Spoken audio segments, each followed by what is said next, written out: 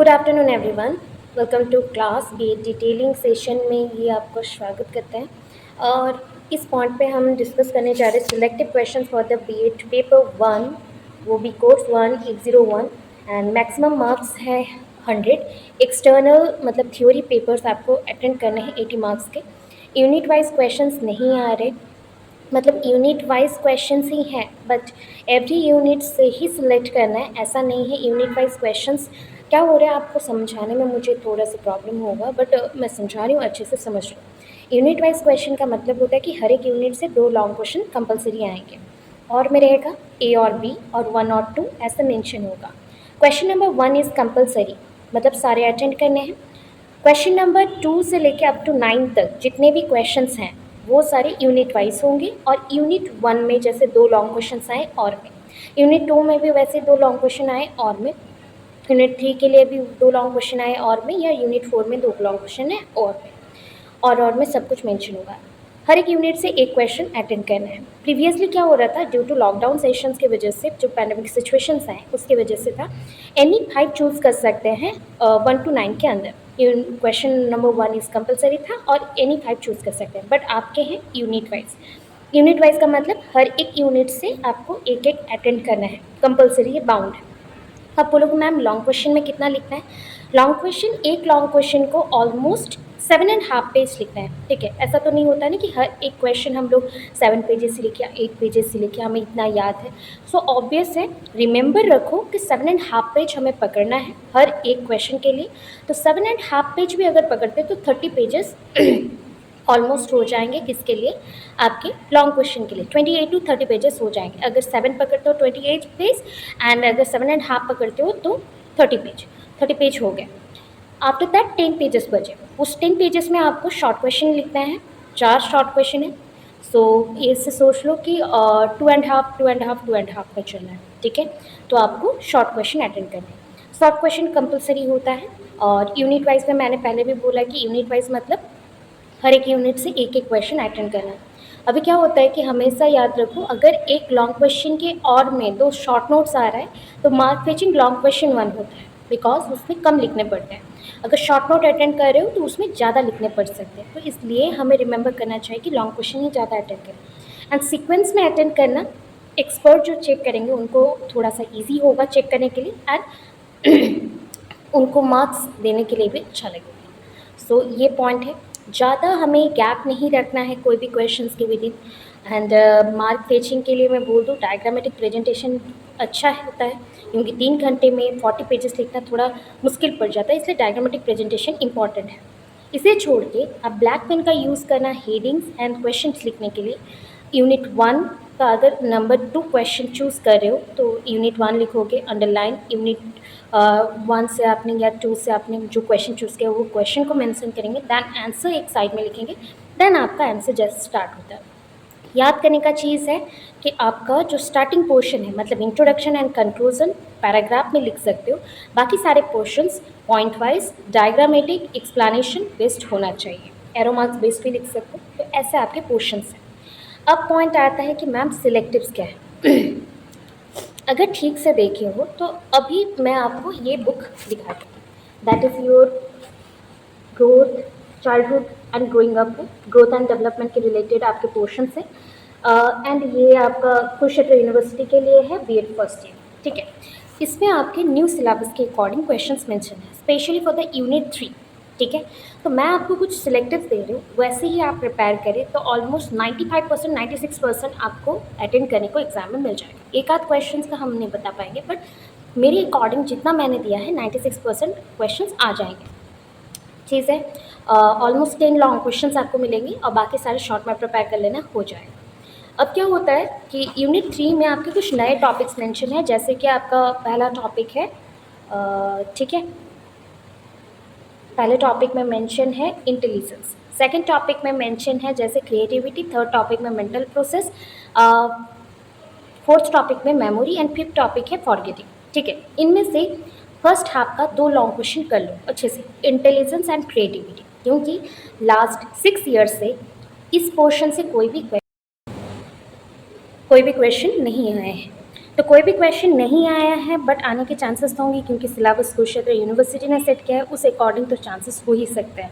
तो हम उतना रिस्क भी नहीं लेंगे, हाफ रिस्क लेते हैं। तो एक काम कर रही हूँ कि प्रीवियस जो सिलेबस था उससे ही मैंने उसको भी आपको प्रिपेयर करवाया है, तो उससे आप प्रिपेयर कर लो, जो भी मैंने क्वेश्चन दिया होगा मैं बता दूंगी अभी।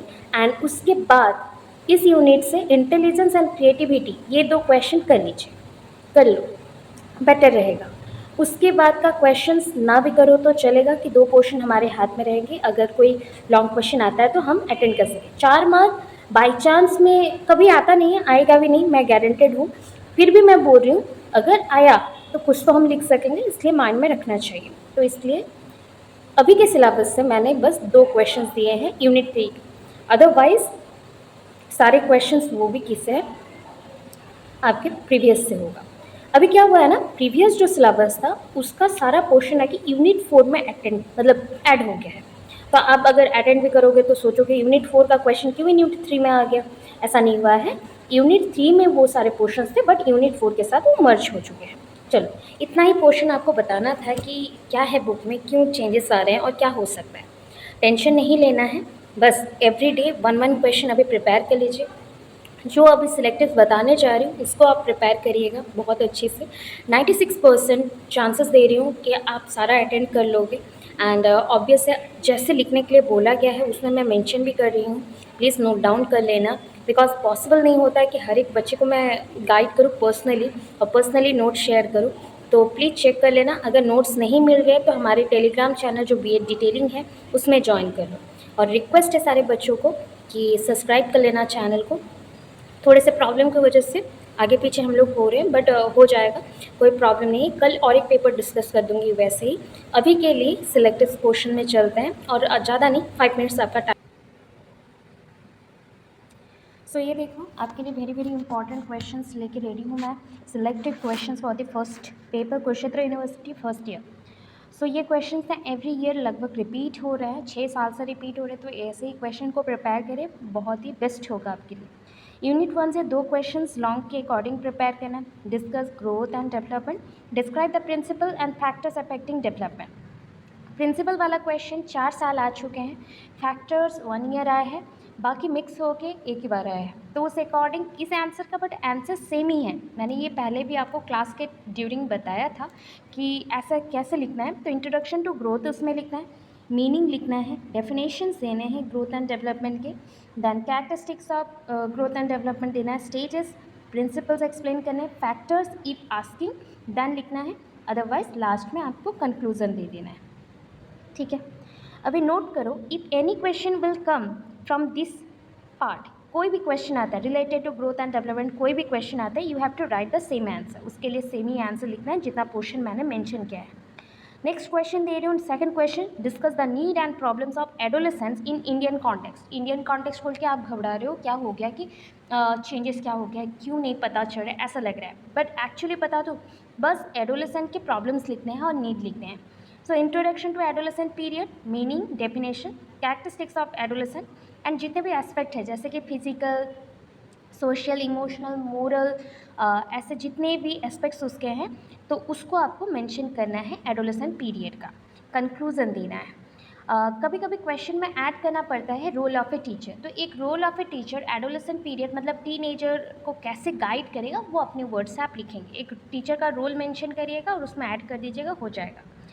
इस स्टेज को स्ट्रेस एंड स्ट्रोम स्टेज भी बोला जाता है। अगर क्वेश्चन बोले कि describe the stress and स्ट्रोम stage, मतलब एडोलेसेंट पीरियड को ही एक्सप्लेन करने को बोल रहा है। एंड 2018 से लेकर 2023 तक हर एक साल एक क्वेश्चन आया हुआ है, तो ये इंपॉर्टेंट क्वेश्चन है। शॉर्ट क्वेश्चन में क्या क्या प्रिपेयर कर सकते हैं, childhood, growth and development, adolescent, parenting style. Normally parenting style इस यूनिट में भी आने के चांसेस है, अदरवाइज आपके थर्ड यूनिट में आने के चांसेस होते हैं। Personality, types of development, play, ये सारे शॉर्ट क्वेश्चन हैं जो कि आपको 2.5 मैक्सिमम 3 पेजेस में कवर करना है। अगर 3 पेजेस कर दोगे तो लॉन्ग क्वेश्चन आपको थोड़ा कम लिखना पड़ेगा, कम पेजेस में कवर अप करने पड़ेंगे, इसलिए बोल देती हूँ 2.5 कर लेना बेस्ट है। अभी के लिए प्रिपेयर करो 3 पेजेस करके, बट एग्जाम हॉल में वो 2.5 हो जाएगा।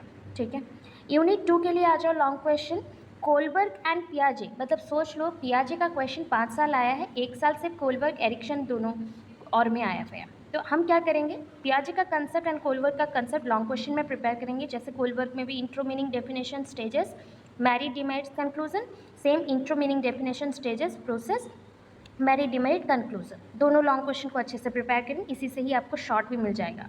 सपोज अगर कॉग्निटिव डेवलपमेंट के बारे में भी लिख दिया यूनिट 2 में, दैट मीन्स पियाजे का ही कंसेप्ट लिखना है, या फिर मोरल डेवलपमेंट के बारे में लिख दिया तो कोलबर्ग का लिखना है। शॉर्ट क्वेश्चन में आपको एरिक्सन का कंसेप्ट प्रिपेयर करना है।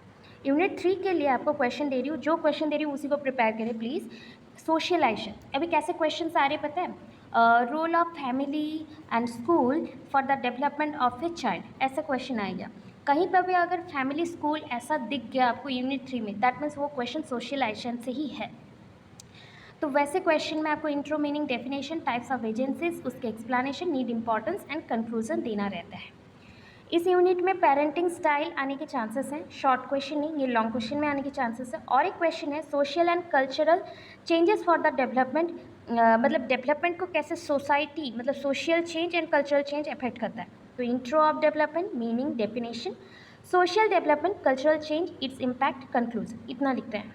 शॉर्ट नोट में 2 क्वेश्चन प्रिपेयर करने को बोला, इंटेलिजेंस से, क्रिएटिविटी एक, न्यू यूनिट से, मतलब न्यू जो सिलेबस है उस यूनिट से, बस ये 2 टॉपिक और मत करना। यूनिट 4 लिखना था, यूनिट 5 गलती से हो गया, बट ये 4 है। तो वहाँ पे आपको 2 टॉपिक्स मिलेंगे एंड दोनों का आंसर मैंने एट ए टाइम पढ़ाया था, कैसे मर्ज करके लिखना है ताकि एक ही क्वेश्चन पढ़ना पड़े, जो भी क्वेश्चन है, मे बी वो स्टीरियोटाइप्स आए कि मार्जिनलाइजेशन आए, दोनों को एट ए टाइम करने को ट्राई करना। मार्जिनलाइजेशन, स्टेरियोटाइपिंग, लॉन्ग क्वेश्चन में दिया है। Intro of marginalisation, meaning definition, intro of stereotyping, meaning definition, relationship बता दो मार्जिनलाइजेशन एंड स्टेरियोटाइपिंग, एंड उस रिलेटेड इसके क्या क्या पॉइंट्स होते हैं, कितने मतलब रीजन्स है मार्जिनलाइजेशन के और स्टेरियोटाइप्स के, लास्टली कंक्लूजन, इतना लिखना है। शॉर्ट नोट में आपको दिया गया है role of media in spreading and correcting marginalization and stereotype. कभी कभी ये लॉन्ग में भी आ जाता है, अगर ये क्वेश्चन लॉन्ग में आए उसके और में तो आपको स्टेरियोटाइप और मार्जिनलाइजेशन मिलेगा, फिर भी अगर आता है तो आपको लिखना रहेगा सेम मार्जिनलाइजेशन स्टेरियोटाइप पूरा लिखने के बाद रोल ऑफ मीडिया लिखेगा, जो कि स्प्रेड करने के लिए या फिर स्प्रेड करके अवेयरनेस क्रिएट करने के लिए, करेक्ट करने के लिए हेल्प करता है। सो इतने आपके फर्स्ट पेपर के लिए सिलेक्शन है, सिलेक्टिव क्वेश्चन दिए हैं, सिलेक्शन करके दिया है, इतना प्रिपेयर कर लो। 96% क्वेश्चन आप एग्ज़ाम में अटैम्प्ट कर लोगे और इतना प्रिपेयर करने से आपके मार्क्स ऑलमोस्ट, अगर अटेंड करते हो 70-80% मार्क्स मिल जाएंगे। सो ऑब्वियस है, इतना प्रिपेयर करना, कोई भी चीज़ बाहर से नहीं करना चाहिए और इतना में हो जाएगा। कल के लिए आज 15/5 है, कल 16/5 में मैं दूसरे पेपर का भी सिलेक्टिव क्वेश्चन दे दूँगी, क्योंकि 6 साल का एनालिसिस करके ही देना पड़ रहा है, तो एक के बाद एक आपको प्रोवाइड किया जाएगा। होपफुली ये पोर्शंस आपको हेल्पफुल हो, सिलेक्टिव क्वेश्चंस आपको अच्छे लगे हों एंड आप प्रिपेयर करो अच्छे से। All the best. सारे वीडियोस प्लेलिस्ट में ऑलरेडी गिवन है, पढ़ते रहो उससे, एंड जो भी डाउट हो मुझे कमेंट बॉक्स में कमेंट कर सकते हो, एंड और अगर अच्छा लगा हो तो प्लीज़ लाइक कर देना, कमेंट में आपको जो भी सजेशन देना है, फीडबैक देना है, दे सकते हो, प्लस सब्सक्राइब कर देना चैनल को। Thank you so much, have a nice day, Radhe Radhe.